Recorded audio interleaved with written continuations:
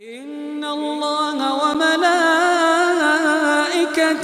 युसल्लूना Alan नबी या अय्युहल्लज़ीना आमनू सल्लू अलैहि व सल्लिमू तस्लीमा।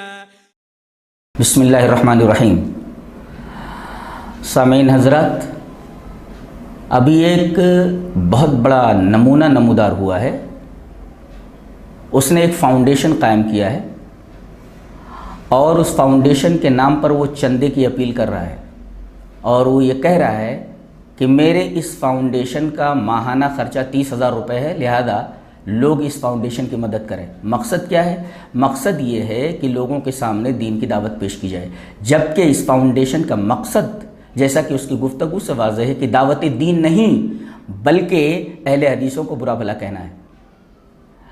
मैंने एक क्लिप सुनी, उसमें उसने शेख अब्दुल गफ़्फ़ार सलफ़ी बनारसी हफ़िज़हुल्लाह को फ़ोन किया और फ़ोन पर यह पूछा कि मौलाना ये बताइए कि रोज़े की हालत में इंजेक्शन लगवाने से रोज़ा टूट जाता है या रोज़ा बाकी रहता है? तो शेख ने बड़ा मुख्तसर और जामे जवाब दिया कि अगर ये इंजेक्शन तग़ज़िया के लिए है, ग़िज़ा के लिए है तो रोज़ा टूट जाएगा, और दवा के लिए है तो रोज़ा बाकी रहेगा।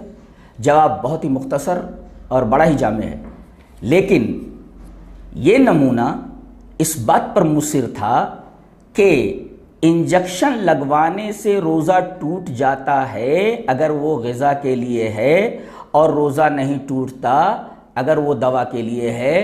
तो इस इंजेक्शन के ऊपर कोई हदीस लाइए। अब बताइए इस जहालत का क्या जवाब है? कोई भी अक्ल वाला ये कह सकता है कि मुसल्लमात पर बहस नहीं होती। जो चीज़ मुखालिफ भी मानता है और हम भी मानते हैं, यानी फ़रीक़ैन किसी बात पर मुत्तफ़िक़ हैं, तो इस इत्तेफ़ाक़ के ऊपर बहस नहीं होती, गुफ्तगू नहीं होती। अब बताइए, नबी करीम सल्लल्लाहु अलैहि वसल्लम के ज़माने में ड्रग नहीं था, नबी करीम सल्लल्लाहु अलैहि वसल्लम के ज़माने में गांजा नहीं था।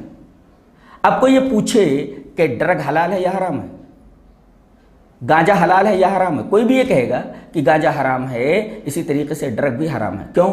इसलिए कि इसके अंदर नशा पाया जाता है, और हम ये देखते हैं कि नबी करीम सल्लल्लाहु अलैहि वसल्लम के ज़माने में शराब मौजूद थी, और शराब के अंदर नशा यानी इसकार होने की वजह से शराब को हराम करार दिया गया।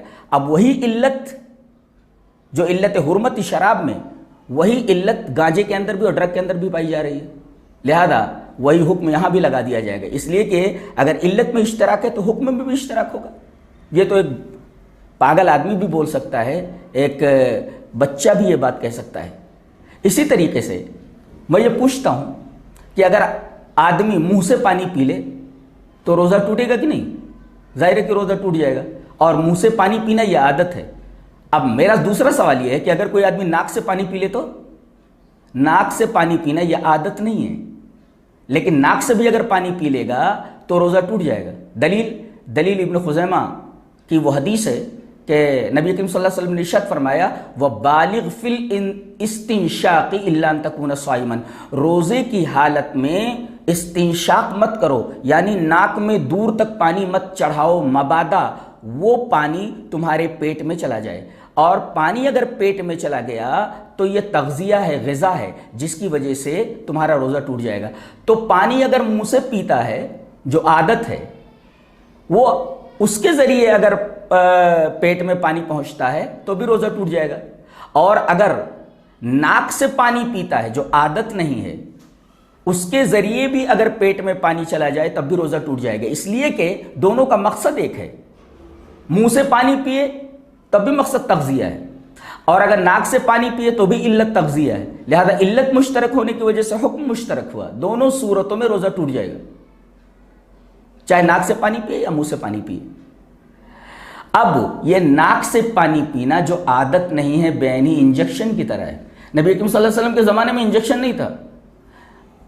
अब जैसे नाक से पानी पीना, नाक से पानी पेट में डालना, इससे भी तग़ज़िया हासिल होता है, लिहाजा रोज़ा टूट जाएगा। इसी तरीके से अगर कोई इंजेक्शन से भी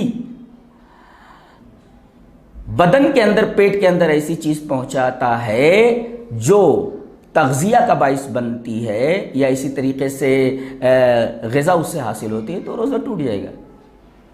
और एक बात और जहन नशीन कर ली जाए कि अहले हदीस क़यास और इजमा को मानता है, लेकिन क़यास फासिद को नहीं, जैसा कि तुम लोग मानते हो।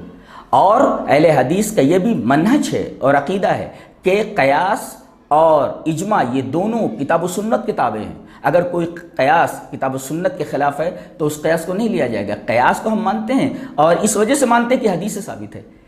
नबी करीम सल्लल्लाहु अलैहि वसल्लम ने यह फरमाया था कि अगर कोई घोड़ा अल्लाह की राह में तैयार करे तो उसका ये अजर है। किसी आदमी ने पूछा कि अल्लाह के रसूल, अगर कोई आदमी गधा अल्लाह के रास्ते में तैयार करता है तो आप सल्लल्लाहु अलैहि वसल्लम ने घोड़े पर कयास करते हुए गधे का भी अजर वही बताया। लिहाजा इस तरीके का जो कयास है, कयास महमूद, उसको तो अहले हदीस मानता है, लेकिन कयास और इजमा को वो किताब व सुन्नत जो कि असल मर्जा और माखज़ है शरीयत का, उससे ताबे मानता है, उसके ताबे मानता है। लिहाजा अहले हदीसों पर यह इल्ज़ाम लगाना कि वो मुतलक कयास के कायल नहीं है, इजमा के कायल नहीं है, ये लुज़ूम माल है।